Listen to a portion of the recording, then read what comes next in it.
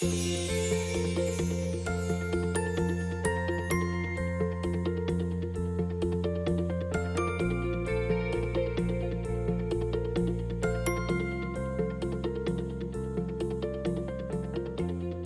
have a really interesting perspective at HCE. We have visibility into the regulated utility and the things that we see happening in what's referred to as the local distribution space. So that's like the hydro, that's the local hydro utilities. And so we get some perspective on the regulated side of the energy market. Then what we'll speak about today predominantly is what's referred to as the non-regulated side of the energy market. So these are where private investment can come and they can build utilities and provide services. And on the non-regulated side, you can't carry a molecule of natural gas across a municipal right-of-way. Only a regulated utility like an Enbridge can do that. In the world of electricity, you can't carry an electron across a municipal right-of-way. Only the LDC or the local hydro utility to do that. But hot water, I can build pipes all over the community to carry hot water across the boulevard, across the town, across the entire country. That's principally what the difference between a regulated and a non-regulated utility is. The telecom side of the business, which is another utility, they're both infrastructure, they're both asset-based. We build in the community, we put services in the ground, we provide services over contract terms, so they have a lot of similarities to it. And it's a really interesting perspective on what's driving change. And we'll talk about the change today. I'm trying to stay out of the politics and all that kind of element of, there's a lot of that when it talks about driving decarbonization and net zero. I really want to stay kind of out of that, talk a bit more about other elements of the transformation, and then really introduce a framework that we were introduced to many, many years ago that really just makes fundamental sense.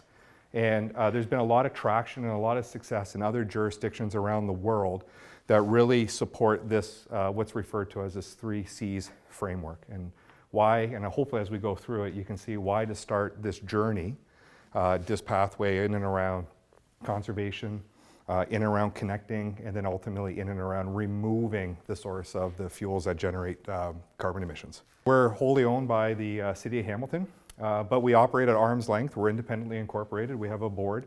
We're a for-profit entity, and we exist in the non-regulated energy and telecommunications sectors. It's weird that they come together, but they're both utilities in essence.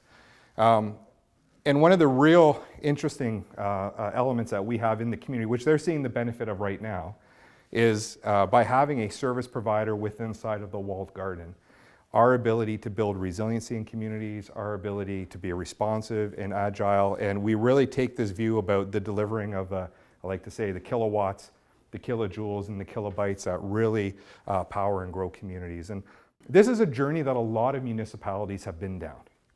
And principally, once upon a time, these investments happened in their hydro utilities in various ways, shape, or form, after the energy sector went through deregulation in the 90s. A lot of them started these non-regulated private investments, and they would have got into telecommunications, many did. Ultimately, you would have seen private equity partners like Birchill and whatnot came in. They would have consolidated these entities, ultimately sold them off to the likes of the Rogers or the Cogicos. Ultimately, all those investments that the municipality made, the combined market value when they were all consolidated and sold was over $900 million. They generated a lot of market value. And they got into the non-regulated side of the energy space. A lot of them started district energy utilities. Okay, probably the most common one that we would know would be Enwave. That's a brand that we might be familiar with. Of scale, they would be the largest provider of non-regulated thermal energy networks in Canada. There's one out in Vancouver called Creative Energy that also started with municipal roots. British Columbia is a little different. In British Columbia, Thermal Networks is a regulated utility, unlike where it is in Ontario, where it's a non-regulated venture. We love heat. Right? That's what we love, because we can build infrastructure, we can put it, you can always make friends with heat, I like to joke about, because it's so complementary, as we're going to learn here, about other strategies towards decarbonization, other energy investments. It's so complementary to all that, whether you want to go down the path and talking about nuclear or hydrogen or electrification or whatnot. Heat is so complementary to those processes that everybody invites you into the walled garden, because you help them monetize their strategies more effectively, because principally you're going to be using waste, and I'll touch into that a little bit more. But in saying that, those are big costly investments and they grow slow generally. So then over time, the business got into what the industry refers to as distributed energy resources. The common term in the industry is called DERs. And we'll get into a little bit of that more later on. And that's things like solar PV that you see on rooftops. Sometimes you'll see cogeneration systems, the ISO, the Independent Electrical System Operator, the regulator of the hydro utilities. They put out programs, they put out tenders. People bid against these tenders, okay? And then in the FIT programs, the feed-in tariff programs, FIT 4, there was a lot of initiatives that put solar, that put windmills in. Those would be considered DERs. And cogeneration systems, we have an example of that I'll show you. That's considered a distributed energy resource. And then we do a lot of operations and maintenance. The other parts of the business, we operate and we generate renewable natural gas. So in our municipality, on the wastewater system, they have these big digesters, and they basically have microbes inside of these digesters, and they produce biogas. And then we can clean that biogas to produce renewable natural gas and put that into the grid. And that's a very exciting emerging market, especially down in the United States. It's starting to become a bit more of a hot button item up here in Canada. And we do a lot of operations and maintenance on that side. So if the energy business didn't keep us busy enough, that went back into 2002. We started a telecommunication utility in 2015. Our municipality had a competitive fiber investment through their utility back in the day, and they had sold it. And they probably, I would say, they had seller's remorse at the end of the day. They were one of the first ones to go. And when you're the first one to go, what happened? What happened over there? And then all of a sudden the valuations of these things just ratcheted up. So they probably maybe went a little bit too early, but they had a lot of seller's remorse. And then so in 2015, there was interest in incorporating in HCE, a competitive telecommunication provider. But when we built here, was not to go after residential business. We weren't trying to be a Tech Savvy or a Start.ca or a ComWave, or we really went after highly specialized mission critical infrastructure. So principally you see that in the public sector, the broader MUSH, as we like to refer to that, the municipalities, education, essential services, healthcare. But there's a lot of opportunity in enterprise business as well too. So we don't go classically after small business, but we'll go after enterprise type institutions where what they really appreciate is the agility, the responsiveness, and what we were fortunate to do because of our energy business had the DNA around investments, assets, a view into a return into that type of portfolio. We put in a level of infrastructure of investments that's a carrier scale. Like it's the same level of sophistication and capability that you would see in like a Bell Canada. There were about 220 customers in the business today. Again, principally focused in the public sector in the MUSH, but we built, I refer to the bread baskets around the Greater Toronto Hamilton area. But we have capability. We deliver services across the country and we deliver services down into the United States as well, but it's what is driven from where our core assets are, which is in the Greater Toronto Hamilton area. So let's get into what we were here to talk about today, which is transformation of what's going on in the utility sector. There is some significance between telecommunications and the transformation that's happening in the energy sector. And I'll talk about that a little bit as we go through the presentation. But there's kind of three concepts that I really want to try and nail down as we talk about principles. Because the problem is in transformation, details matter, okay? They really matter. Broad statements and platitudes do not do anybody any good when you talk about the challenge that we have ahead in trying to achieve the stated net zero objectives. The details really matter. And one of the details that actually is really beneficial to a lot of, and maybe people inside this room, is that innovation happens in micro markets. What makes sense in Kitchener-Waterloo and the strategy to try and achieve maximum carbon reduction may be a different strategy than what you would see in Hamilton, which could be different than what you see in Toronto, okay? Policy, regulation, technology, approach, they are going to be different, okay? So it's tough to take a broad brush and sit there and say, well, just do what they do in Toronto. Okay, what they do in Toronto would not necessarily apply in Kitchener-Waterloo, maybe because of the geography. Kitchener-Waterloo doesn't have a deep lake right in front of it in order to do deep water cooling that you hear so much marketed, the well down in Toronto. But we have the Grand River out in Kitchener-Waterloo, right? Or maybe you have a great sewer system or something like that out in Kitchener-Waterloo. So details matter. Innovation happens locally and it's relationship based. That is where you're going to see, and as we go through the presentation, the biggest chunks we're going to take out of trying to remove greenhouse gas emissions out of our community is going to happen because of local initiatives. Efficiency. There's a tremendous amount of waste in the energy we consume today. And there are studies, one of the studies that came out of this Canadian Energy Systems Analysis Research Group, they're based out of the University of Calgary. They've been doing some excellent research and analysis in the Canadian energy market for quite some time. There's all kinds of reports that we actually waste 66% of the energy we consume. So there's no sense in investing in latest and greatest and state-of-the-art technology if you are this wasteful. Okay, and so so again with heat, one of the things about heat that you learn about is trying to reduce waste. Okay, and so and be as efficient as you can. And I don't want to get too technical here and use the term exergy. Okay, so I'm going to try and avoid that. Okay, what it is not every power system is equivalent. Okay, and what exergy refers to is the utility or the usefulness of energy. Okay. To keep this room heated at 21 degrees does not require a very useful energy source. You don't need to burn natural gas to do that. You don't need to use a large amount of electricity to do that. You could probably recover the heat that is inside the sewer system to sufficiently heat this building. You need a very, very low grade of energy for this type of application. So why would you saddle a really useful utility like electricity or natural gas to space heat?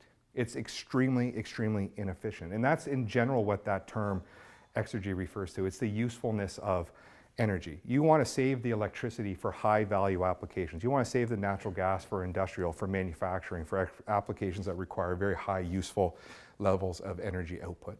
I was going to put a picture of something from The Simpsons. I don't know if everybody remembers Homer in the Big Canyon jump on the skateboard, and we all know he never makes it over to the other side, right? It's always a fail and it's a crash, and I was trying to find that. I couldn't find a suitable picture. But really what this is saying is to hit the claims or the objective set out by the federal government is that we have to take 283 metric tons of CO2 out of our economy, okay? In the last 14 years, well, between the period in 14 years between 2005 and 2014, we only removed 9. Okay.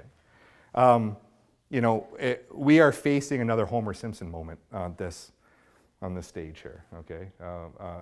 And the reality is that with other drivers that are happening inside with the growth that we're seeing, with some of the issues around inflation that we're seeing, the actual greenhouse gas footprint in the jurisdiction is actually rising. It's not going down. But yet we've made these statements around trying to achieve objectives that are today are just completely not feasible with how we look at the energy market today.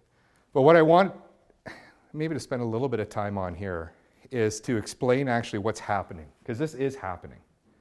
And whether it's happening because of policy, whether it's happening because of things like carbon pricing, whether it's happening because of other factors, but the reality is our power market today is changing underneath of us, okay? And on my right, your left, is how things generally work today. It's a straight line down. It's one way. It's referred to as it's being monolithic. So we have big nuclear power plants. We have big gas-fired power plants. We generate energy today centrally. That's what we do.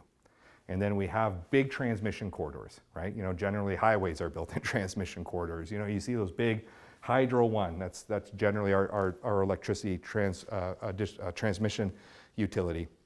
And they take it down now to what I referred to earlier as the LDCs, the Electras, the Toronto Hydros, the Ottawas, the Grand Bridges, who it may be. And then they carry it down to the distributors. And they're responsible now to actually connect the user. And then ultimately at the end of it, then you have the customer at the end. And it's all one way. The flow is meant to be one way. It's very tightly controlled, it's very regulated, it's very centralized. It's not an environment that embraces innovation or change really well. And the other challenge is it's extremely, extremely lossy. From where the power is generated in Bruce, by the time it's sitting here powering Richard's lights, you're probably looking at about 35% transmission losses, just in the distance that it travels to go through this world of wires.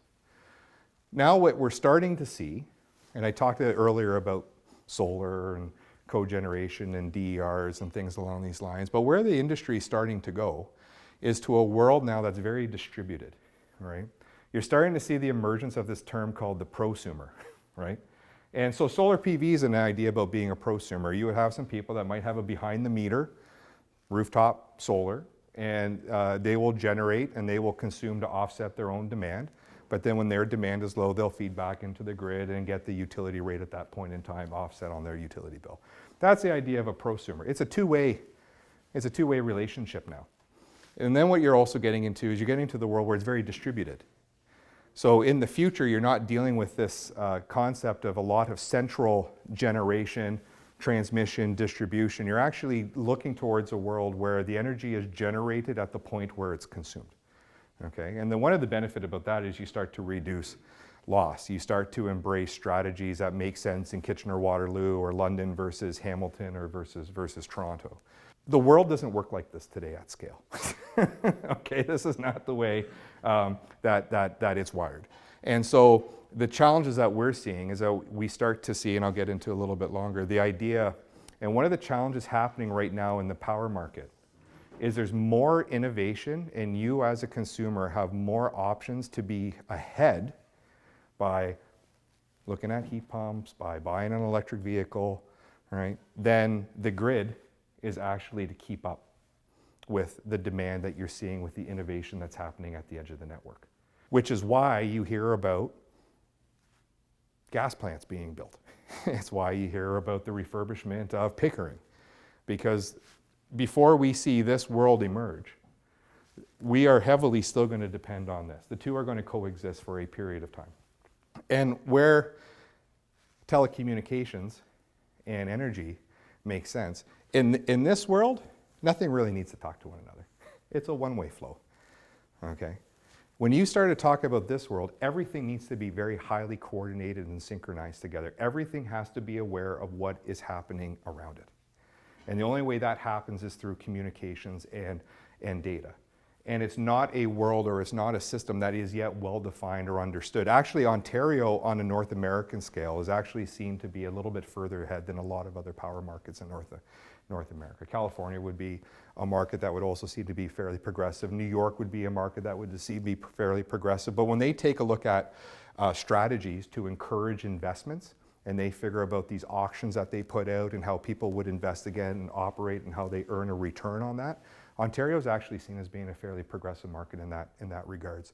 And you would see that through the IESO. So as an example, long-term procurement vehicles, or where you saw things like feed and tariff programs, when you would see things like standard offered programs. Those are the mechanisms that they're trying to encourage to create this marketplace that we see here on the right. What distributed energy resources look like. Here are some of the investments that we've made at Hamilton Community Enterprises. And so we have some solar barns down there in Port Dover. There's 3 barns down there. Each barn is just about under a megawatt array, each barn. A megawatt's that's considered a fairly large solar installation. If you want to make some investments into the ISO's long-term procurement program, you'd be looking at solar arrays that would be about 2 megawatts or higher. That's a large amount of solar production.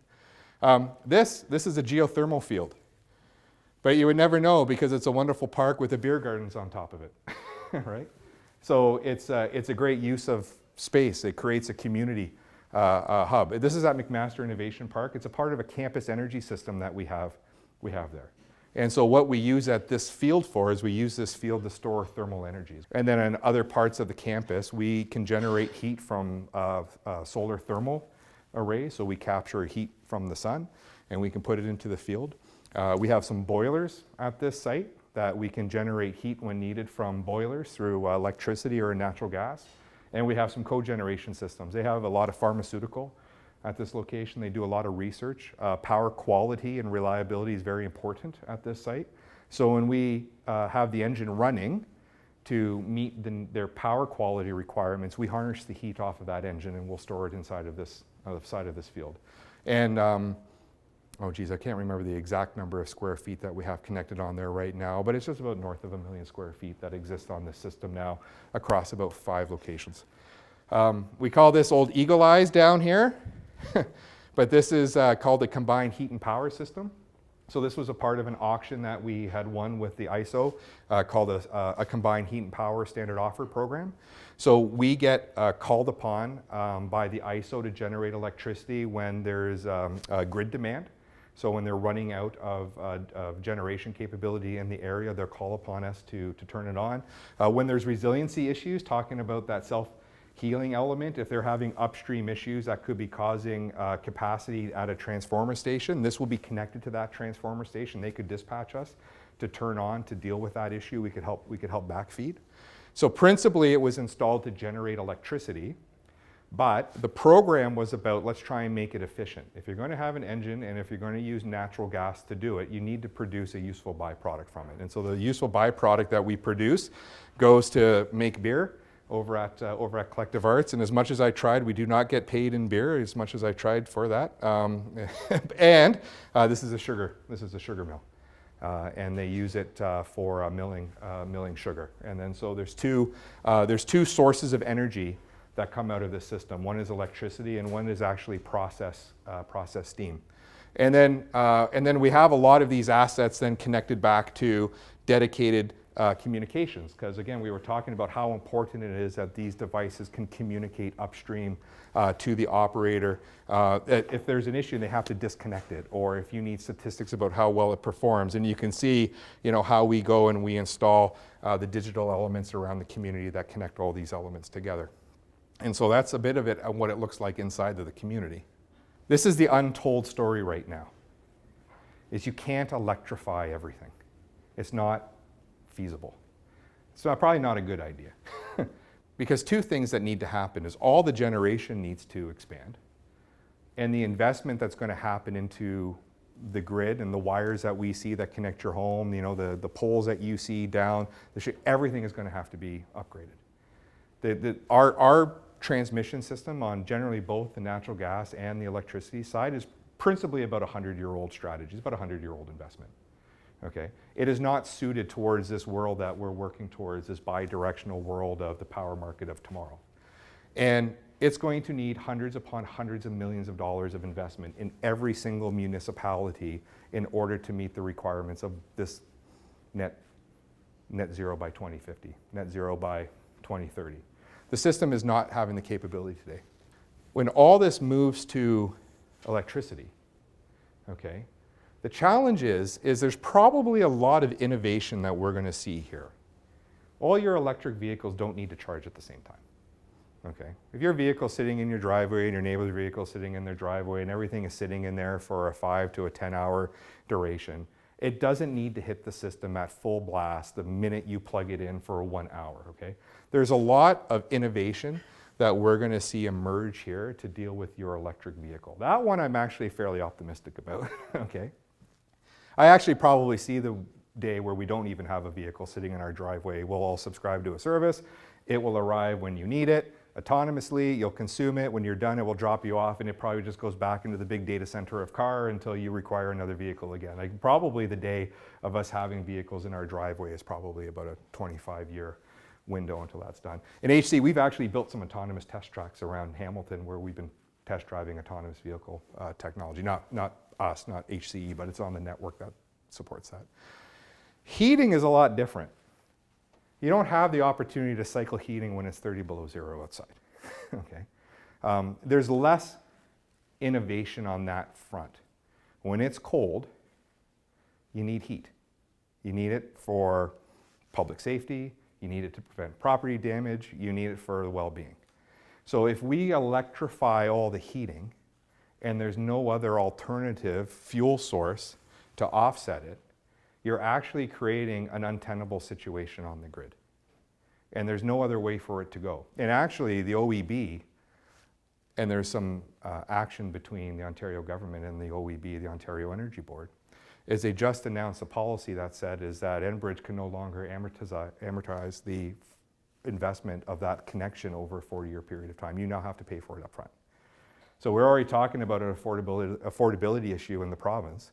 And so now you're talking about an additional $5,000 to $7,000 upfront connection cost to bring natural gas. So what are you going to see in all the new stock of homes being built? You're going to start seeing homes now that are only going to have one energy source to it. Okay, and heating is the big issue. Heating is a bigger issue than actually other technologies like the electric vehicle. And in saying that, the reality is that the capability around heat pumps is improving. Actually, there are now cold climate heat pump technology that it's getting a lot better. There's a lot of R&D. There's a lot of investment happening in this space. And then when you start looking at things like ground source heat pumps, and that's when you tie. So if you ever heard the term geo-exchange or whatnot, it's still a heat pump. It's still being electrified, but a ground source heat pump will operate at 300 or 400% efficiency, right? As opposed to an air source heat pump that may operate at a factor of like 1.5. A ground source will operate at a factor of 3 or 4. It's extremely, extremely efficient. The technology is really evolving on that space, and the cost is coming down. If you start looking at things like energy storage strategies, you're starting to see a lot more of that. You're starting to see local energy storage through batteries. In the US, you see Tesla power walls are starting to become quite the thing on users that are purchasing Tesla vehicles. They get the charger, they'll get the power wall. They have a vision of putting solar on top of that. So if your utility got cut, then you would be able to rely on that. The F-150 Lightning, one of the big marketing strategies around the F-150 Lightning is that you can plug it into your charger, and then they'll have what's called an automatic transfer switch.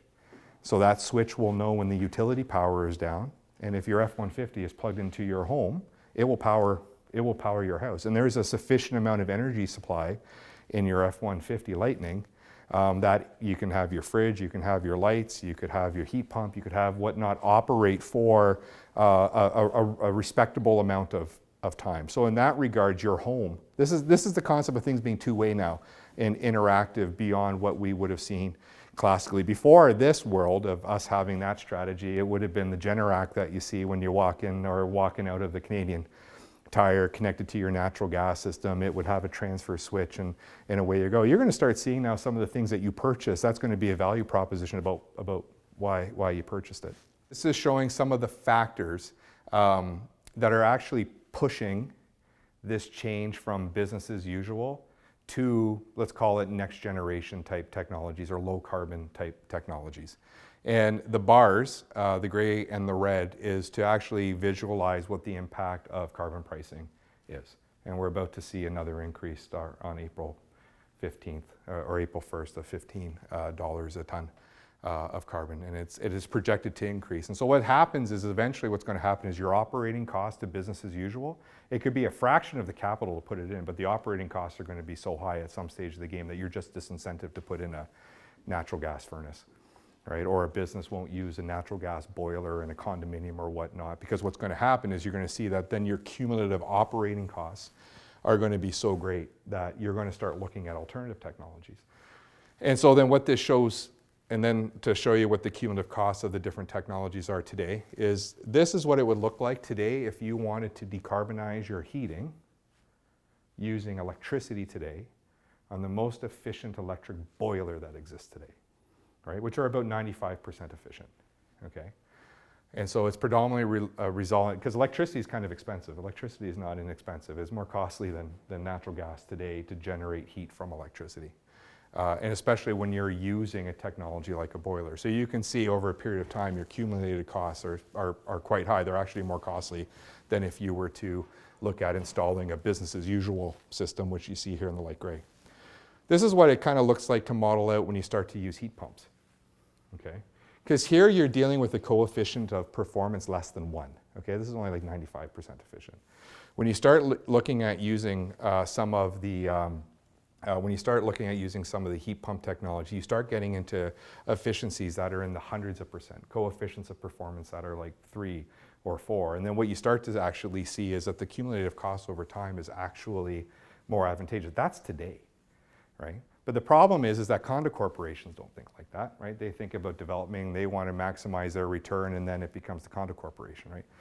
The rental market values this, the municipal market values this. Anybody who has a long-term horizon into a return today, there is actually justification to actually take a look at putting in really high efficient heating systems today. But you can see what is happening with the cumulative impact of the carbon tax over time, or the carbon pricing over time.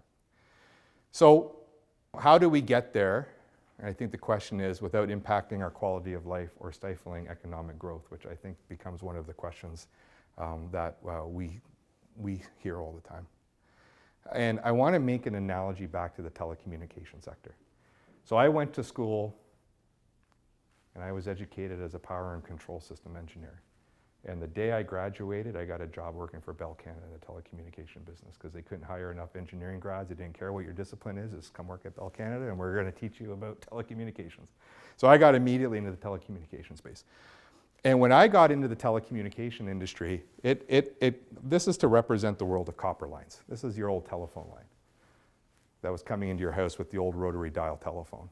And we were just rolling out technology that would convert it from an analog, something that was principally just for voice, and maybe people would have remembered back in the day your old ADSL modem, and then you had to put splitters on all your telephone lines, right? And then you had to plug your telephone into the splitter, otherwise it would be really, really noisy. Well, because what they were doing is they were combining the analog capability and they were overlaying digital on top of that. That was the very first stages of them actually starting to transition the telecommunication utility from a world of analog to the world of digital. And that's not that long ago. Like we're talking like, that was in the 90s, right? To the day now where, you know, for those that get to go up into the beautiful north, you can actually now track Starlink satellites coming across the horizon. Every time they launch a rocket and they put 50 more satellites up into space, the system is getting faster. The capacity is increasing. They have these satellites now that will actually have optical laser radios talking to each other in space at fiber optic speeds in space, such that they can increase the amount of data transmission. Okay. This is all because we worked to this, the telecommunication utility went digital. And it's amazing is that in a 30-year transformation window, the whole telecommunication sector changed. All right? Like I think if you go on eBay, I was looking for a picture of a rotary phone to put up there, and I'm looking at that's $150 for a rotary phone, right? It had the old Nortel. I guess it's an antique now. People want it as a display item on a shelf or something like that, right? But this utility went through a transformation that I was showing earlier that we're about to go see in the power market, right? So it is possible. It's happened, okay? But in saying that, the transition of the power utility is probably more complex. I believe the pathway from analog to digital was more straightforward. There was less people arguing about how to get there. Okay, and I got a great picture to show how everybody argues on the power side. Okay, everybody knew the digital was the best approach. Okay, and there was a lot of global bodies like the IEEE and the Internet Engineering Task Force, and there was all kinds of global bodies. The ARIN, the Autonomous Register of Internet Numbers, all this stuff got together and globally coordinated all this stuff. And then so when you saw the Nokias and the Ericssons and the Ciscos and all these entities start to develop technology, they were developing with common purpose and path. Okay, this is why the transformation happened so quickly. And then there was a general consensus on what the future looked like. Okay, so policy started to line up. The objectives in Canada at the federal level, to the provincial level, to the municipal level, everybody knew they wanted this. So there was a lot of coordination and things were very well synchronized. And you saw a lot of investment, both private sector and public sector investment, put a lot of infrastructure, a lot of asset in municipal rights of way really, really, really fast. Okay. Actually so fast that you have one gentleman that developed rocket technology and launches more rockets to build the internet now in space. They allowed that to occur. In Hamilton, to try and build a conduit across a right-of-way, it's probably easier to launch a rocket into space today. The other thing that happened, and this is big, is that what the capability of the core was. So back in the day when you had your DSL modem or whatnot, and it wasn't that fast, right? It was like maybe 6 megabits per second down and a few hundred kilobits per second up, but your computer also wasn't so great. Right? And maybe even before that, you might have had a dial-up modem, right? You know, you might have even dealt with 96K baud modems and 56K baud modems and all that kind of stuff. But the capability of what the device was somewhat matched in proportion what the capability of the network was, okay? So when things kind of grew, they grew somewhat in unison, right? This is somewhat what we've seen happen when this utility in this sector evolved. What we're actually seeing in the power industry now is what's actually happening is you as a consumer have greater choice to technology than what the grid can actually support. Okay, and a tsunami effect is actually occurring that didn't necessarily occur to the same extent in the data utility. But again, I'm an optimist, and I think this will all be solved over time, right? But it's a bit of the growing transition that we're going to go through, and it's a bit of why details matter. And why I'm an optimist, because there's been so many people so passionate that we know generally where the major sources of emissions are coming from. It's not an unknown. This has been studied for so long, okay, that it's pretty definitive. And it's funny, most people will think in most jurisdictions that transportation is the largest emitter of greenhouse gas emissions. It's actually not.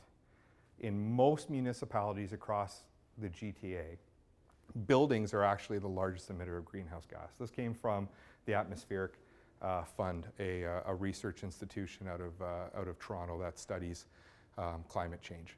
Buildings are actually the largest emitter of greenhouse gases, okay? Then it's transportation.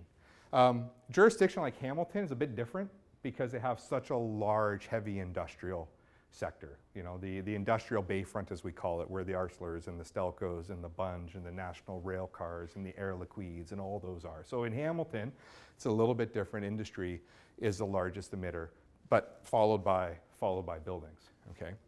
And one of the reasons why this is actually good news and makes me an optimist is because it's amazing on how poorly buildings are actually operated, okay? It's amazing on how old and how neglected mechanical systems generally are in buildings, okay? And they're really dependent on a lot of legacy technology, and a lot of them were all built around being developed at the lowest cost possible, okay? So it's a great opportunity to make meaningful impact in that we know where predominantly huge sources of carbon emissions actually happen in most urban jurisdictions. The other thing that's happening, and I think this is positive, I'm only going to talk about the E. Okay, I have no doubt there's probably some people here that this is an area of some deep expertise that I could probably use some consulting services from. But when we focus on the E, which is the environment, the one element that I really want to try and get across here is what's going to end up happening is if you don't start doing better, if you don't start offering things that are starting to work towards being better for the environment, being more efficient, what's actually going to happen is you're eroding the value in what you're providing. Somebody won't associate other than you being the lowest cost. And so what's going to end up happening is you need to start transitioning. Some sectors are further on associating value to that than others. So the municipal sector, public sector is you know, there's a lot of procurement that will happen in that sector that has a green focus on it. If you look at some jurisdictions like Toronto, they have a very sophisticated development standard called the Green Standard. And the Green Standard puts in place a fairly rigid set of requirements that developers need to meet in order for their project to get approved. And if they don't meet those requirements, then the City of Toronto says, okay, well, I guess that's not your development. We'll take the next application. Thank you very much. And away we go. They're very prescriptive about how they want to see new development happening.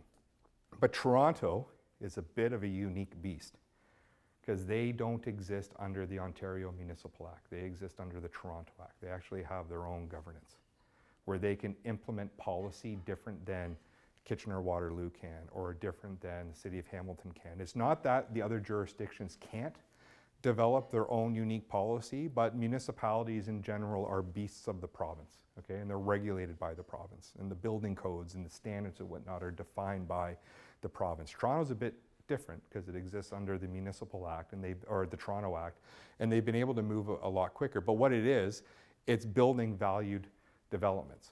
So the benefit that happens is the more people and developers in Toronto, and then what's happening, there's fewer parcels of land, there's probably fewer actionable projects that you can develop in that market now based on cost and return and whatnot. So they're starting to look in neighboring jurisdictions.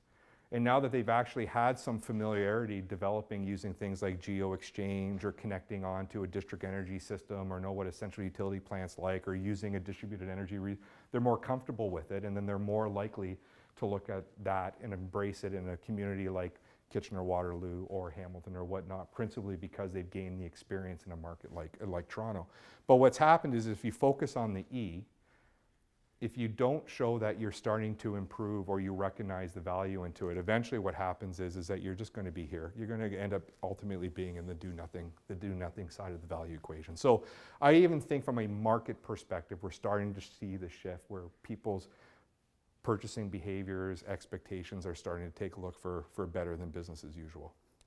So what I want to propose is, where do you begin? And so I've been hinting. I tell you how you can always make friends with heat, all these other things that we were talking about. So it's the elephant in the room, okay? With all the competing technologies and strategies, what's the role of hydrogen? Hydrogen certainly has a purpose in an overarching strategy. What's the, batteries and storage? Where do we see the world of massive electrification and EVs and all this? Well, if you believe everything that we talked up until now, the real thing to try and tackle is actually heating, is if you really want to try and make a big, meaningful impact quickly. And it's probably one of the easiest places to start, because if you believed on what I had mentioned earlier, you need a relatively extremely low grade of energy to achieve it, right? So it's a great place to start. What I'm going to focus on now when we start talking about the pathways is really the idea is that there's a lot of benefit to be derived starting with conservation. And I'm going to have some examples about what conservation could look like and looking to conserve. And it's really about trying to reduce the amount of energy you consume, right? And really try and use the energy that you do consume as efficiently as possible. Then we're going to have some examples around what the idea about connect is and why there's power in networks. The power in networks ultimately is you get the value of the benefit of scale with large numbers. And you can start getting oversubscriptions, and you get economies of scale when you start looking at networks. And so when you implement innovation, you can implement innovation once and have this wonderful cascading effect where it lifts all boats with it, as opposed to where you have to do it on a discrete building by building type basis. And then ultimately converting, where we start looking at strategies about ultimately how do we eliminate the use of fossil fuels. And we actually have some examples that we'll show on some research we're doing in Hamilton on just actually that. Back to the idea is we waste a lot of energy. The idea here is you want to bring the right technology, you want to use it at the right period of time, and you want to target the right resource. When you air condition, you're actually not cooling a space. You're removing heat from it. And most of the time, that heat is just getting dissipated at the top of a building, out of a cooling tower or something along those lines, and you can see it's waste. If you could sit there and find a way that you can store it, then you can use it for winter use and winter purposes, right? These are all ideas about conservation. And I have an example here around where we're starting to see how people are starting to adopt these conservation strategies. And it's funny, back to the idea of talking about data. In the cloud services space, everyone's heard of the SaaS, everyone's heard of SaaS, right? Software as a service, or you've heard of infrastructure as a service. It's still a computer, it's just not your computer, right? Somebody still built the computer, they're just renting it to you, right? There's still a computer there, but you're just consuming it in an as a service model. You're generally now consuming it as an operating expense, and you're not upfront capital cost with some marginal amount of reoccurring. It's starting to emerge in the energy sector. You're starting to see this concept of this as a service space emerge in the energy sector. So currently today, this is what building as usual looks like if you're talking about a multi-dwelling unit. Let's say you're talking about a residential unit, where you see what the developer costs look like to the tenant costs, right? And it's really kind of a one-to-one type relationship. And then the idea is, well, and what do you get with this? You get low cost, they want low risk, they want low cost, they want to get it done as fast as they possibly can. So you're going to see business as usual. You're going to see legacy technology deployed here. Then somebody says, well, you want to know what? But we want improved performance, and we want conservation, and we want energy storage, and we want to use heat pumps, and we want to be low GHG, and we want to try and achieve net zero. But then what do you see today? You see a cost premium, right? So the developer bears not only what would have been the business as usual capital cost, but then they see the cost premium. And then they take a look over here and say, well, my operating costs are really low because I had these energy savings, but at the end of the day, the developer really never had the ability to try and benefit from that upfront investment. And this is why you see a lot of condo type development in the non-Toronto or Vancouver type market still put in business as usual carbon emitting technology today. Where the energy as a service model starts going is that you start taking a look at amortized capital costs over a period of time, right? And then so somebody up here is starting to take a look at this now as a long-term investment that they're able to recoup through ultimately the tenant and the condo corporation. It's not the barrier to the upfront development anymore.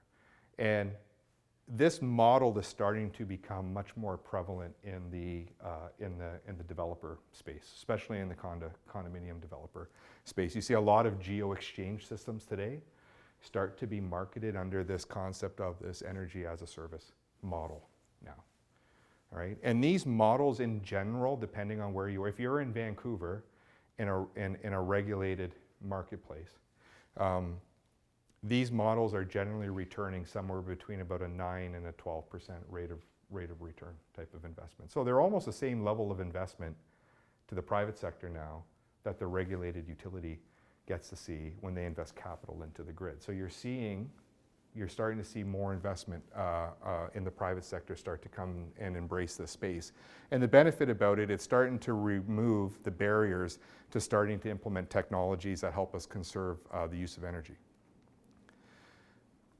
And this is a little bit more of an example when they start talking about, well, what is the whole energy as a service space? And really what it is you're starting to bundle together now in that offering what you would see as energy technologies and services and investments and telecommunication, data, services and investment, and it's bundled together in one holistic offering to the client.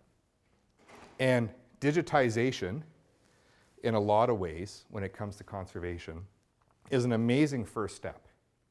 And one of the reasons why digitization is an amazing first step is that it's less costly than a lot of the other alternatives. And buildings are super poorly operated to begin with, and digitization helps operate things more efficiently.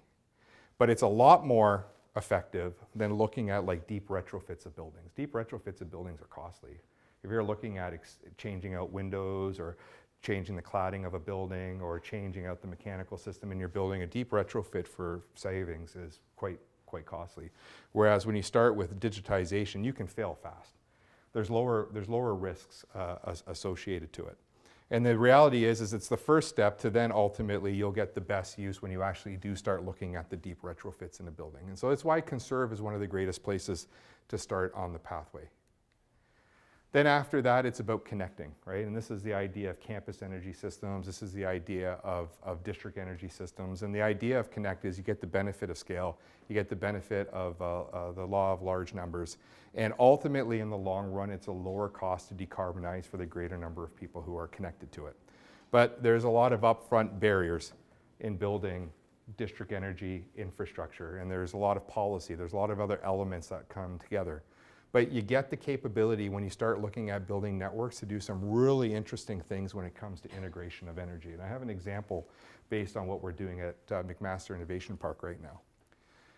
And so this is an idea that if we were to run, so it's a network, it's a campus network. We have many buildings connected together and it goes under roadways and whatnot. And then we have a centralized boiler that feeds all this. And so this is what it looks like if we were to generate their heat requirement using a boiler, which is natural gas based today.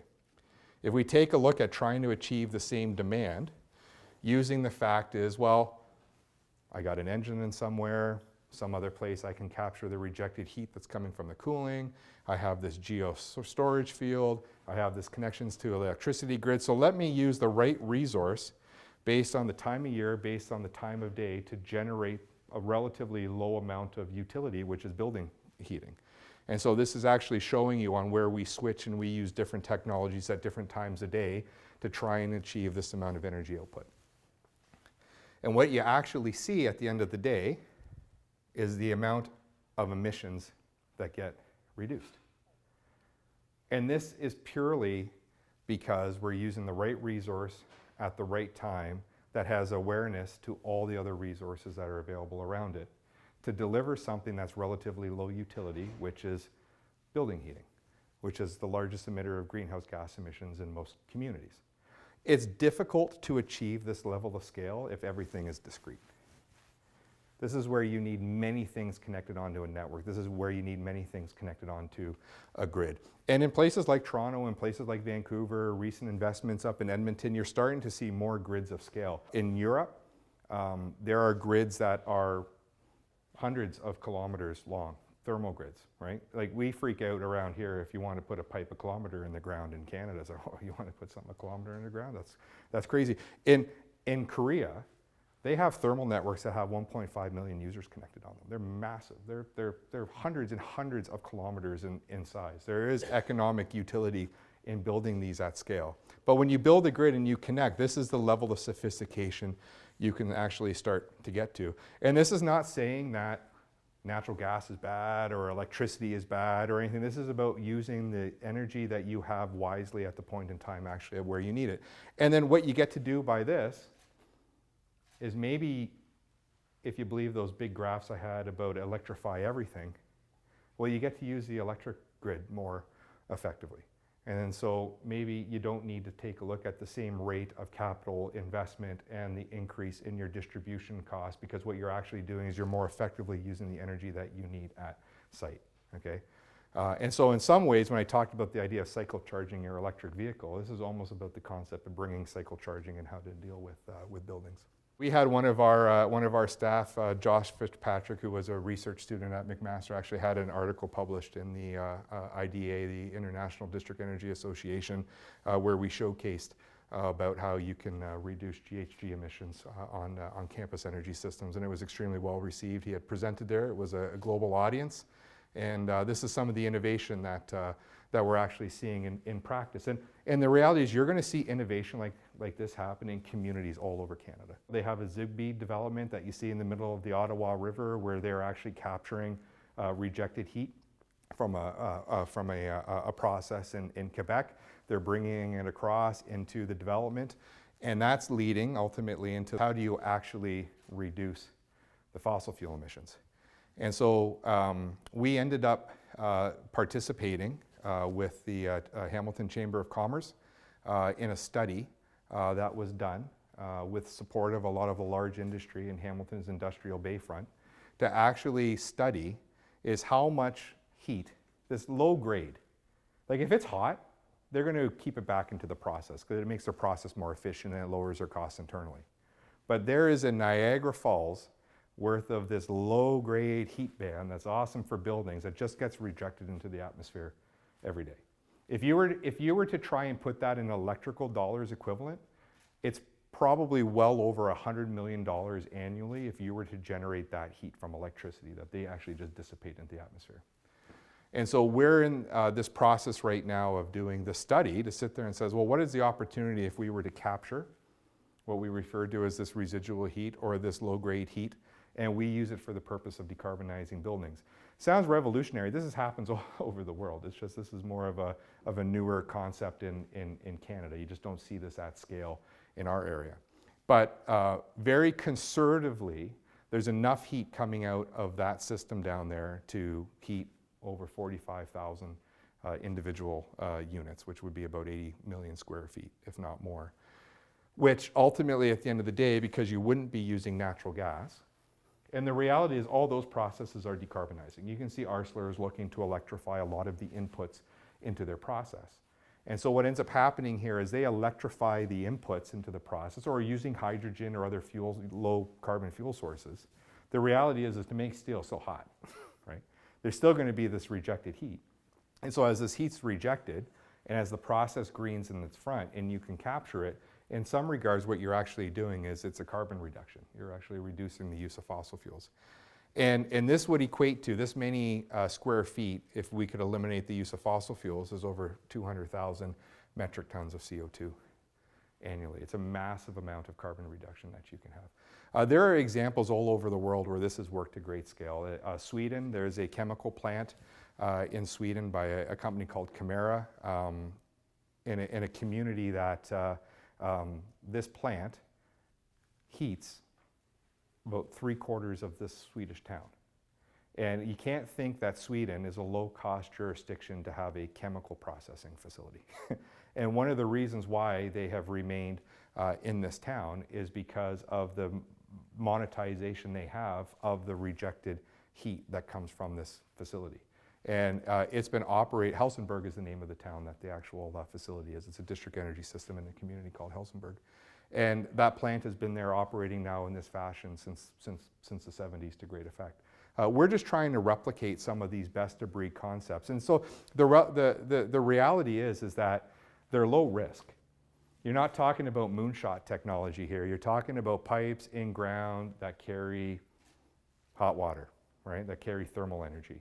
It's relatively known technology. So if I'm the Canadian Infrastructure Bank and I want a slam dunk project that I know has the ability to be executed to a high degree of success, you want something that you know is relatively low risk, right? And so what is revolutionary in North America is to find at scale the economic model and the framework that makes this happen. Because that is what's missing where we are. It's already proven that the technology works, there's a market for it, they work to high degrees of care. What we don't have is we don't have the regulatory or we don't have the commercialization of it nailed down where all the pieces of the value chain are recognized.